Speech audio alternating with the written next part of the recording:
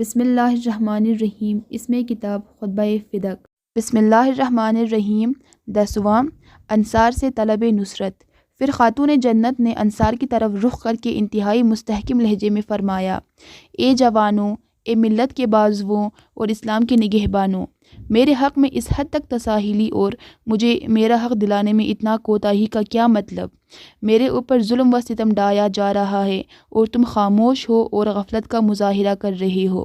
کیا میرے والد رسول اکرم نے یہ نہیں فرمایا تھا کہ شخصیت کا احترام اس کی اولاد کے احترام کے ذریعے برقرار رکھا جاتا ہے؟ کتنی جلدی تم نے بدعت شروع کر دی اور کتنی جلدی اندر کی غلاظت باہر نکل آئی، حالانکہ تم میری کوششوں میں تعاون کر سکتے ہو اور میرے مطالبے کی تائید و حمایت کر سکتے ہو۔ کیا تمہارا یہ گمان ہے کہ محمد صلی اللہ علیہ وسلم اس دنیا میں نہیں رہے، لہٰذا ہم پر کوئی ذمہ داری عائد نہیں ہوتی؟ ان کی رحلت عظیم سانحہ ہے، جس کی داڑھ کشادہ ہے، اس کا شگاف اتنا چوڑا ہے جسے بھرا نہیں جا سکتا۔ ان کی رحلت سے زمین پر اندھیرا چھا گیا، نیز سورج اور چاند کو گہن لگ گیا، ستارے بر گئے، امیدیں یاس میں بدل گئیں اور پہاڑ شکست و ریخت سے دوچار ہو گئے۔ حضور کی رحلت کے موقع پر نہ تو حرم رسول کو تحفظ ملا اور نہ ہی حرمت رسول کا لحاظ رکھا گیا۔ خدا کی قسم، یہ بہت بڑا حادثہ تھا اور عظیم مصیبت تھی۔ نہ اس جیسا کوئی دل خراش واقعہ کبھی پیش آیا، نہ اتنی بڑی مصیبت واقع ہوئی۔ یاد رکھو، اگر محمد صلی اللہ علیہ وسلم اس دنیا سے چلے گئے ہیں تو قرآن مجید نے اس سے پہلے اس کا اعلان کر دیا ہے، جسے تم اپنے گھروں میں بلند اور دھیمی آواز میں خوش الحانی کے ساتھ تلاوت کرتے ہو۔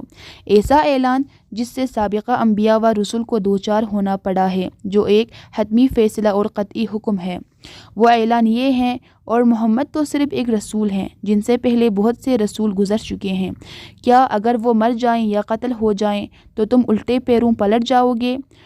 تو جو بھی ایسا کرے گا وہ خدا کا کوئی نقصان نہیں کرے گا، اور خدا تو عنقریب شکر گزاروں کو ان کی جزا دے گا۔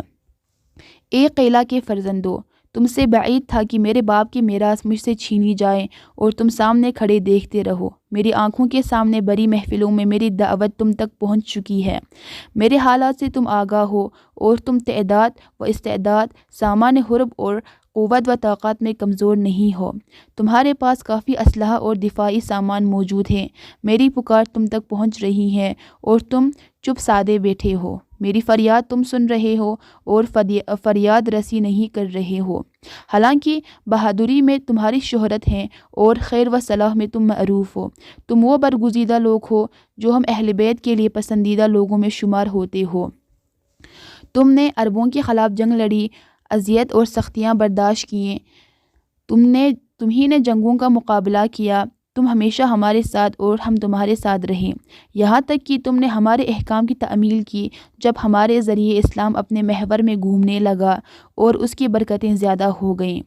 شرک کا نعرہ دب گیا، جھوٹ کا زور ٹوٹا، کفر کی آگ بجھی، فتنے کی آواز دب گئی اور دین کا نظام مستحکم ہو گیا۔ تو اب حقیقت واضح ہونے کے بعد متحیر کیوں ہو؟ حقیقت آشکار ہونے کے بعد پردہ کیوں ڈالتے ہو؟ پیش قدمی کے بعد پیچھے کیوں ہٹ رہے ہو؟ ایمان کے بعد شرک کے مرتکب کیوں ہو رہے ہو؟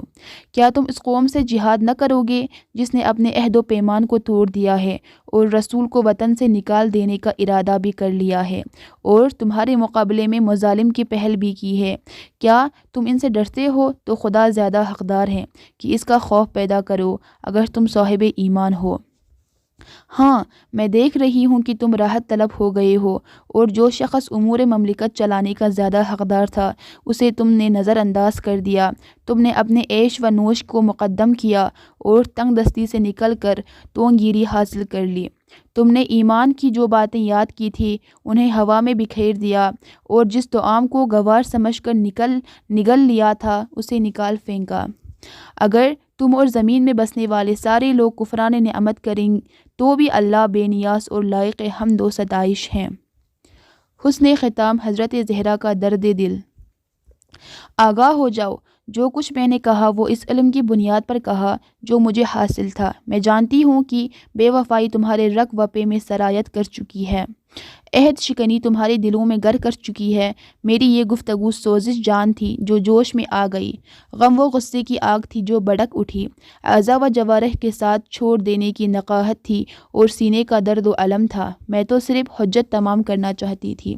لہٰذا اب جب کہ ایسا ہے تو اب اقتدار کے اونٹ کو سنبھال لو اور اس پر پالان کس لو، مگر یاد رکھو کہ اس کی پیٹھ مجروح اور پاؤں کمزور ہیں، دائمی ننگ و عارض کے ساتھ ہیں، اس پر خدا کے غضب کی علامت ہیں، ابدی رسوائی اس کے ساتھ ہیں، یہ اس آتش سے وابستہ ہیں جو اللہ نے بھڑکائی ہے، جس کی تپش دلوں تک پہنچتی ہے۔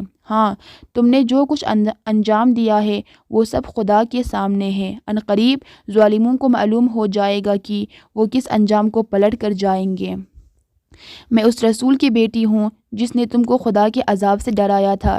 تمہیں جو کچھ کرنا ہے کرو، ہم بھی اپنا عمل انجام دیں گے، تم بھی انتظار کرو، ہم بھی انتظار کر رہے ہیں۔ وَسَيَعْلَمُ الَّذِينَ ظَلَمُوا أَيَّ مُنْقَلِبٍ يَنْقَلِبُونَ۔